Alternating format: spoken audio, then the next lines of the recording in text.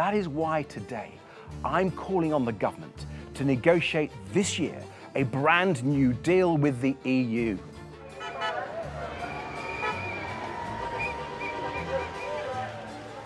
Rejoining the EU customs union is right back at the top of the political agenda, really for the first time since Brexit. What we've seen in the last few weeks is a number of pretty senior political figures come out and suggest that actually the government should reverse in its manifesto commitment and decide to rejoin it. You've heard from David Lammy, who's Justice Secretary and the Deputy Prime Minister, who refused to rule out Labour changing its policy and rejoining the customs union. And now you've had Wes Streeting come out and say something broadly similar. Now, what's really interesting about this is that this is not the position of Sir Keir Starmer. Well, the position that we are taking has been clearly set out in the manifesto, and then we've been following it. We've transformed, really, in 17 months in office to a country that was looking disinterested in being on the world stage to a country that's now respected again. So the customs union has always been a really tricky thing for the UK. Part of the reason back in the day why we decided to leave it was because one of the big promises of Brexit, as people remember, was this ability to strike free trade deals with other countries. Be able to sell British goods, be able to drive trade up, in fact.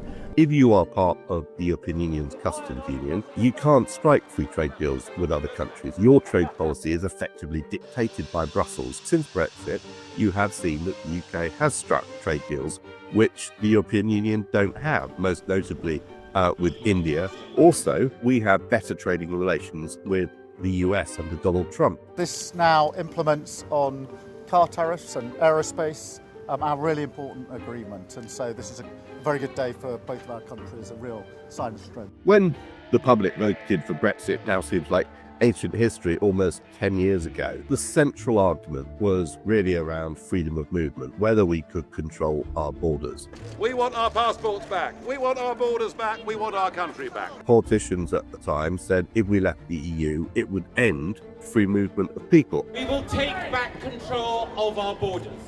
We will once more be in a position to have a fair, humane and sensible migration policy in the interest of all of the people of this country. There's nothing in this that is about being on the left or being on the right. It's about, do you want your country back? Do you want control of your borders, of your life, of your laws, of your courts? And to me, that is a positive, upbeat, sensible argument. And I think there was possibly quite a lot of a complication in people's minds that really the sort of issue of legal migration versus illegal migration. And they thought that leaving the EU would make it easier to control illegal migration. Now, of course, that's not really true.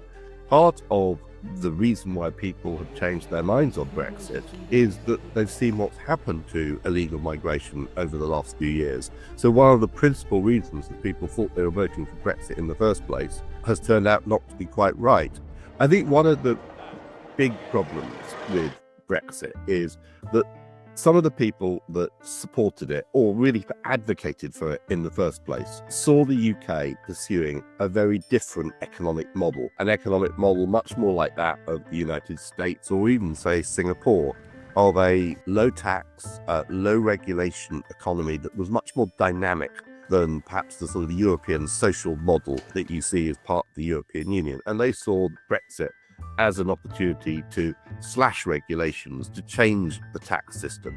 But what you've seen is that that simply hasn't happened. So what you've got at the moment is the UK is following the European model, but we're not part of the European Union. So we don't necessarily get the benefits of Brexit, while we also don't get the benefits of the European Union.